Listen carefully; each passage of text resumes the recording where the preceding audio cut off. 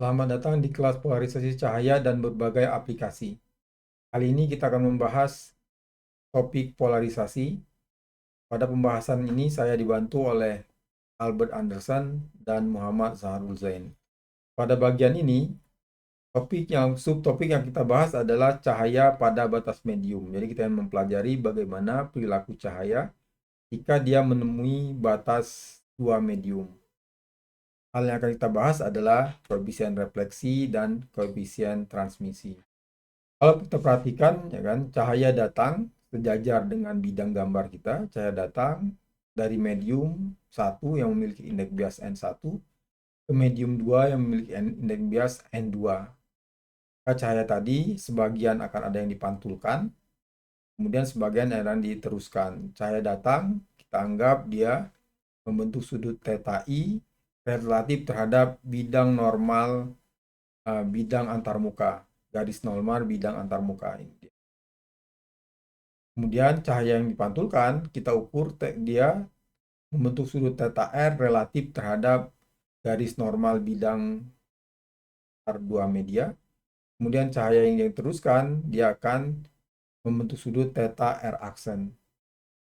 Kemudian kalau kita perhatikan, ya kan, kita anggap bahwa medium kita adalah medium isotropik, jadinya indeks refraksi independen, tidak bergantung terhadap arah rambat gelombang dan juga arah polarisasi gelombang.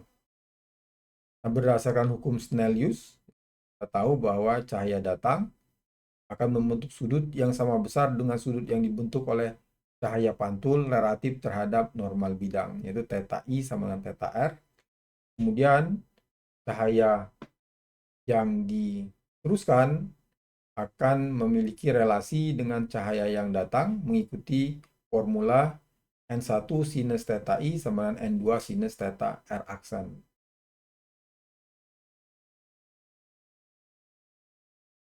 Kemudian kalau indeks bias bidang datang, indeks bias N1 kurang dari indeks bias medium yang kedua N2. Apa yang akan terjadi? Sudut datang akan selalu tetap sama dengan sudut pantul, tetapi sudut datang ternyata lebih dari sudut transmisi. Ini lihat. Nah, sebaliknya, kalau cahaya datang dari medium dengan indeks bias N1 lebih dari medium dengan indeks bias N2. Ternyata cahaya yang diteruskan akan membentuk sudut yang lebih besar daripada cahaya sudut yang dibentuk oleh cahaya datang. Nah, dengan demikian kita bisa sebutkan bahwa cahaya transmisi akan menjauhi normal bidang batas. Kalau yang tadi ketika N1 kurang dari N2, cahaya transmisi akan mendekati normal bidang batas. Nah, untuk kasus N1 lebih dari N2, jadi indeks bias medium 1 lebih dari indeks bias medium 2, sudut gelombang transmisi itu menjauhi bidang normal, garis normal bidang batas. Jadi ketika dia menjauhi, kalau tetanya kita tambah terus, kita perbesar, maka sudut yang dibentuk oleh cahaya transmisi dengan normal bidang batas akan semakin besar. Nah, jika dia sudah pada sudut tertentu, ketika theta itu mencapai sudut tertentu, ternyata cahaya transmisi akan membentuk sudut 90 derajat dengan normal bidang datar. Nah, sudut ini, sudut saat berkas transmisi membentuk sudut 90 derajat terhadap normal bidang batas dikenal sebagai sudut kritis. Jadi ketika sudut theta I sama sudut kritis, maka gelombang transmisi akan tegak lurus normal bidang batas. Nah, berapakah theta kritis tadi? Karena sudut transmisi sama dengan 90 derajat, bisa dapatkan bahwa sudut kritisnya akan merupakan arcus sinus rasio dari indeks bias medium 2 terhadap indeks bias medium 1. Nah, apa yang terjadi jika sudut datang tadi lebih dari sudut kritis? Ketika sudut datang lebih dari sudut kritis, tidak ada gelombang yang direfraksikan. Semua gelombang ditransmisikan. Karena itu dikenal sebagai, di sini terjadi refleksi total. Nah, dikenal sebagai refleksi internal total.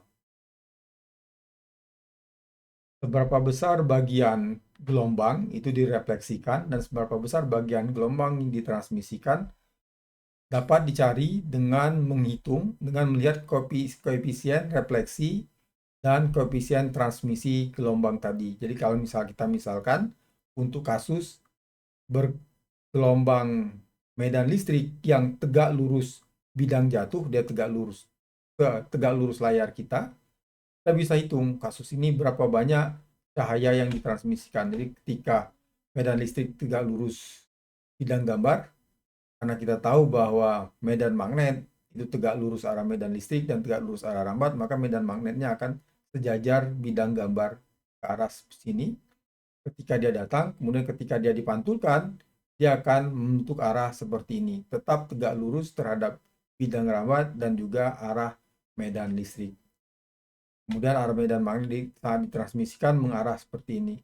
Nah, koefisien refleksi untuk gelombang yang datang tegak lurus bidang jatuh bisa dinyatakan sebagai perbandingan antara medan listrik datang dengan medan listrik yang dipantulkan. Dia dapatkan dihitung dengan formula seperti ini. Ini adalah perbandingan dari sudut datang, sudut bias, dan sudut datang dan sudut bias.